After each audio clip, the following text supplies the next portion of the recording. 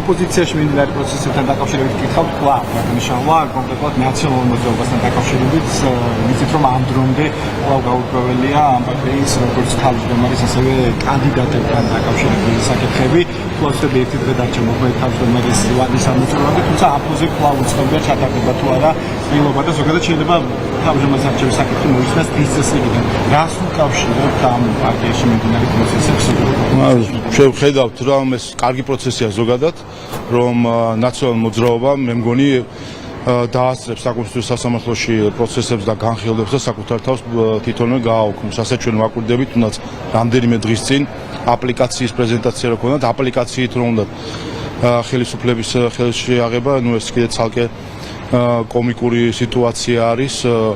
შეიკრიბენ 20 კვადრატმეტრიან ოთახში და აპლიკაციებით აანონსებენ ხელისუფლების ხელში აღებას. ასე რომ არასერიოზული ხალხი არის. ეს არის ყველა იმ ადამიანის გზა, რომელიც არასაკუთარ ხალხს, არამედ სხვის ნაამბობს და ნათქვამს უსმენს. ბატონშავა, ერთი კითხვა მაქვს კიდევ სიძულვილის ენის გამოყენებასთან დაკავშირებით. ჩვენ უყურებთ ყოველდღიურ სასამართლო პროცესებს. თქვენი დაკვირვება რას გეუბნებათ? შეცვალა თუ არა აი ამ სამსახურის ამოქმედებამ ის მძიმე ფონი, რომელიც ქვეყანაში იყო და ზოგადად საჭიროება რამ განაპირობა აი ამ სამსახურს?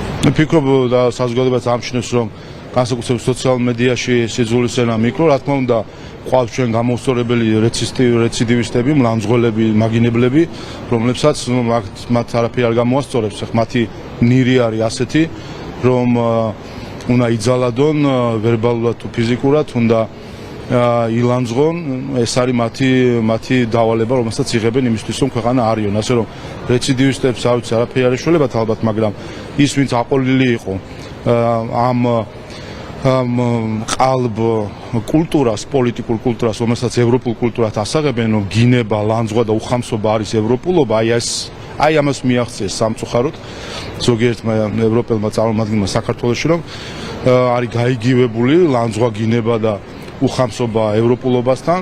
ვფიქრობ, რომ ეს აყოლილი ადამიანები დაფიქრდებიან და დაუბრუნდებიან ქართულ კულტურას, იმიტომ რომ ეს არის სწორედ ბაზისი ევროპული კულტურის.